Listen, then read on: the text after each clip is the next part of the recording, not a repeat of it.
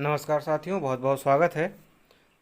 दोस्तों, जो कैंडिडेट्स सेना में जाना चाहते हैं या भारतीय सेना से जुड़ना चाहते हैं, उनके लिए एक अच्छी खुशखबरी है। इंडियन आर्मी ने ईस्टर्न कमांड यानी कि पूर्वी क्षेत्र के लिए या पूर्वी कमांड क्षेत्र के लिए कुछ वैकेंसीज़ की नोटिफिकेशन जारी किया है। इसमें कई सारी पोस्ट हैं, जैसे आप देख सकते हैं बार चौकीदार, एलडीसी, लोअर डिवीज़न क्लर्क, कई सारी पोस्ट हैं इसमें। और यह मेल फीमेल दोनों कैंडिडेट्स इसमें अप्लाई कर सकते हैं। यह जो है यह ईस्टर्न कमांड के कमांड हॉस्पिटल के लिए यह सारी चीज़ें हैं। और यह जो सारी वैकेंसीज़ हैं यह ग्रुप सी में है, सिविलियन के लिए डायरेक्ट रिक्रूटमेंट के थ्रू। और इसमें कोई भी व्यक्ति अप्लाई कर सकता है। इसमें मेल और फीमेल दोनों ही कैंडिडेट्स एलिजिबल हैं। तो यहाँ पर चलिए हम देखते हैं सभी वैकेंसीज़ के बारे में, किस कैटेगरी में कितनी वैकेंसी है, एज लिमिट क्या है, आप इसको कैसे अप्लाई कर सकते हैं, एप्लीकेशन फॉर्म कहाँ से मिलेगा इसका, और भी एग्ज़ाम पैटर्न वगैरह सारी जानकारी हम देख लेते हैं। तो यहाँ पर जो सबसे पहली पोस्ट है वो है हमारी बार्बर की। इसमें कुल 9 पोस्ट दी गई हैं। 9 पोस्ट में 4 पोस्ट जर्नल के लिए और 5 एससी कैटेगरी के लिए दी गई हैं। एक पोस्ट यहाँ पर एक्स सर्विसमैन कोटा के लिए रिजर्व रखी गई है और इसमें एज है आपकी 18 से 25 साल।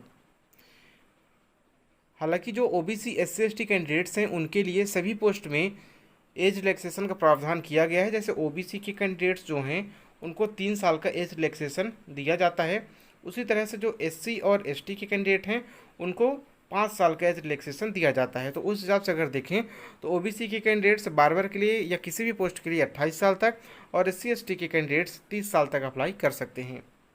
हमारी दूसरी पोस्ट है चौकीदार की। इसमें 12 पोस्ट दी गई हैं चौकीदार में। 12 पोस्ट में से 3 पोस्ट सामान्य वर्ग के लिए दी गई हैं, 1 पोस्ट एससी के लिए, 2 एसटी के लिए और 6 पोस्ट ओबीसी के लिए चौकीदार में दी गई हैं।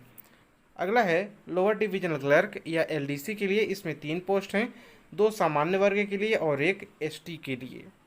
अगला है सफाई वाली। यहाँ पर सफाई वाली से मतलब है कि सफाई के लिए केवल फीमेल कैंडिडेट्स की ही रिक्वायरमेंट है। इसमें कुल 35 पोस्ट दी गई हैं, जिनमें 13 पोस्ट आपकी सामान्य वर्ग के लिए, 6 पोस्ट एससी, 2 पोस्ट एसटी और 9 पोस्ट ओबीसी के लिए दी गई हैं। साथ में 5 पोस्ट ईडब्ल्यूएस कैंडिडेट्स के लिए भी दी गई हैं। अगली है हेल्थ इंस्पेक्टर के लिए। हेल्थ इंस्पेक्टर में 18 पोस्ट हैं और 18 की सभी 18 पोस्ट सामान्य वर्ग में दी गई हैं, यानी कि इस जनरल पोस्ट के लिए किसी भी कैटेगरी के कैंडिडेट्स अप्लाई कर सकते हैं। सैनिटरी पोस्ट जो इंस्पेक्टर है इसके लिए जो आपकी एज लिमिट है वो है आपकी 18 से 27 साल। बाकी सभी पोस्ट में आप 18 से 25 साल पाएंगे, लेकिन जो आपकी हेल्थ इंस्पेक्टर की है उसमें 18 से 27 साल तक है, यानी कि ओबीसी कैंडिडेट इसमें 30 साल तक।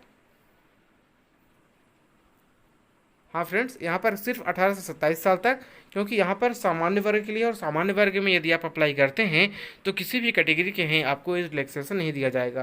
तो हेल्थ इंस्पेक्टर के लिए कोई भी कैंडिडेट अप्लाई कर सकता है, लेकिन एज लिमिट आपकी 18 से 27 साल होनी चाहिए। कुक के लिए 3 वैकेंसी है, तीनों वैकेंसी सामान्य वर्ग के लिए हैं। एज लिमिट आपकी 18 से 25 साल। अगली वैकेंसी है मेट के लिए। इसमें 8 वैकेंसी है, जिसमें 7 वैकेंसी आपकी सामान्य वर्ग के लिए और 1 वैकेंसी ईडब्ल्यूएस के लिए दी गई है।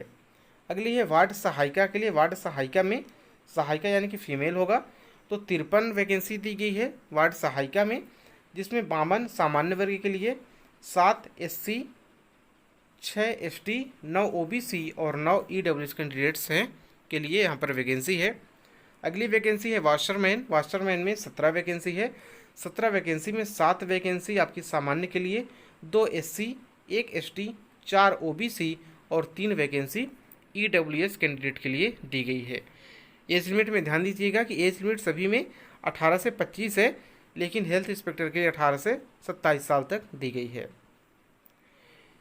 इसके आगे हम जो पे स्केल है, यहाँ पर जिस भी पोस्ट में लेवल 1 लिखा हुआ है वो 18,000 से 56,900 रहेगी, और जिसमें लेवल 2 लिखा हुआ है उसमें 19,900 से लेकर 63,200 तक, और लेवल 4 की जो वैकेंसी हैं जैसे सैनिटरी इंस्पेक्टर उसमें है 25,500 से लेकर 81,100 रुपये तक। इसमें देख लेते हैं जो क्वालिफिकेशन है।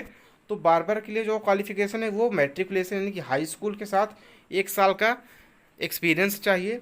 दूसरा है चौकीदार, चौकीदार के लिए आपकी हाई स्कूल चाहिए और आपको जो चौकीदार की ड्यूटीज़ होती हैं या चौकीदारी कैसे की जाती है उसके बारे में थोड़ी बहुत नॉलेज होनी चाहिए। अगला है एलडीसी यानी कि लोअर डिवीजन क्लर्क। जो लोअर डिवीजन क्लर्क है इसके लिए आपको 12th क्लास पास होना चाहिए और इंग्लिश टाइपिंग 35 वर्ड पर मिनट की होनी चाहिए। सफाई वाली के लिए इसमें आपका हाई स्कूल मांगा गया है।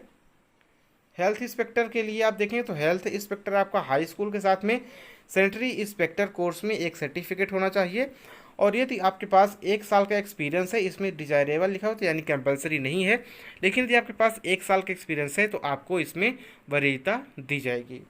अगला है कुक के लिए। जो कुक है तो आपको इसमें हाई स्कूल और साथ ही साथ में जो आपकी इंडियन कुकिंग के बारे में या इंडियन फूड है उनमें आपको प्रोफिशिएंसी होनी चाहिए। अगला है ट्रेड्समैन मेट। ट्रेड्समैन मेट के लिए भी आपकी हाई स्कूल है।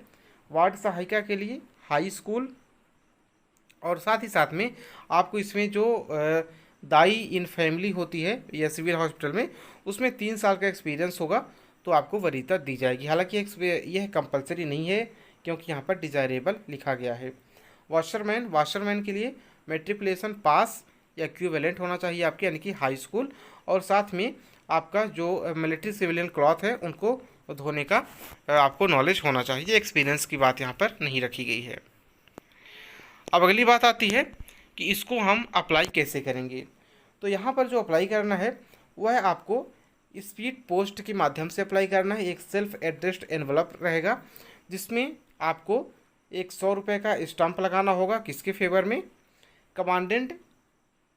Command hospital EC Alipur Kolkata और 700027 के नाम से आपको यहाँ पर एक 100 रुपये की फ़ीस या कि आप फ़ी दे सकते हैं डीडी के माध्यम से या कि फिर पोस्टल स्टाम्प के माध्यम से। लेकिन यहाँ पर गवर्नमेंट जो कैंडिडेट जैसे एक्स सर्विसमैन हैं उनके लिए यहाँ पर फीस से उनको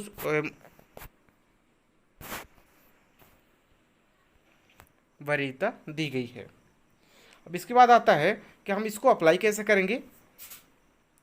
तो आप जिस भी पोस्ट के लिए अप्लाई कर रहे हैं उसके लिफाफे पर आप क्लियरली लिखेंगे application for the post of. ठीक है, जिस भी पोस्ट के लिए आपको लिखना है ये आप वर्ड वहाँ पे लिखेंगे application for the post of envelope के ऊपर। और साथ ही साथ में यदि आप किसी कैटेगरी से बिलोंग करते हैं यानी कि यदि आप जनरल में अप्लाई नहीं कर रहे हैं, SC ST EWS या OBC किसी में भी अप्लाई कर रहे हैं तो आपको अपनी कैटेगरी भी वहाँ पर लिखनी पड़ेगी एनवलप पर। और इसको आपको भेजना पड़ेगा the command hospital eastern region Alipur Kolkata, इस एड्रेस पर आपको इसे भेजना होगा। एक बात और कि यहाँ पर जो लास्ट डेट दी गई है वो 45 डेज दी गई है यानी कि अभी आपके पास लगभग इसमें 10 जून तक का इसमें समय आप मान सकते हैं। 10 जून तक का समय आप इसमें मान के चलिए। 10 जून आप अपनी डेडलाइन रखिए जिससे आपका जो एनवलप है वो टाइम पर पहुँच जाए और लेट ना होने पाए। अब चलिए यहाँ पर हम देख लेते हैं कि आपके लिए यहाँ पर जो एग्ज़ाम पैटर्न है वो कौन सा एग्ज़ाम पैटर्न रहेगा। तो जो आपका एग्ज़ाम पेपर होगा वो आपके 4 पार्ट होंगे। 4 पेपर इसमें लिखे हैं तो आप मान लीजिए 4 पार्ट हैं इसमें, जिसमें आपके कुल 150 प्रश्न होंगे। जिसमें आपका पार्ट 1 जो रहेगा वो जनरल इंटेलिजेंस और रीजनिंग का रहेगा जिसमें 25 क्वेश्चंस आपके 25 नंबर के रहेंगे यानी कि एक क्वेश्चन आपका 1 नंबर का होगा। दूसरा पार्ट रहेगा जनरल अवेयरनेस का, 50 क्वेश्चंस 50 नंबर के होंगे। तीसरा क्वेश्चन आपका इंग्लिश का 50 क्वेश्चंस 50 नंबर के। और चौथा क्वेश्चन आपका न्यूमेरिकल एप्टीट्यूड 25 क्वेश्चन 25 नंबर के होंगे। ये जो आपके टेस्ट होंगे वह आपके हिंदी और इंग्लिश दोनों में ही रहेंगे और इसमें किसी भी तरह की नेगेटिव मार्किंग नहीं रखी गई है। तो यहाँ अभी पर इसके कुछ दिन पहले IMA के लिए भी वैकेंसी आई हुई थी तो उसके लिए भी यहाँ पर जो जनरल अवेयरनेस का 50 नंबर का है उसके लिए भी हम क्लासेस कर रहे हैं। साथ ही साथ में GK की क्लासेस कर रहे हैं, साथ ही साथ में और भी क्लासेस कर रहे हैं। तो यदि आप लोग इसकी कम से कम जीके की अगर अपनी मजबूती चाहते हैं तो आप वो वीडियो देख सकते हैं।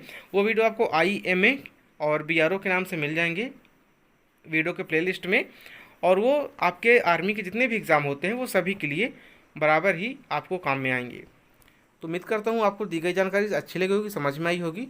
अब आपसे मिलेंगे अगली वीडियो में, तब तक के लिए नमस्कार, धन्यवाद।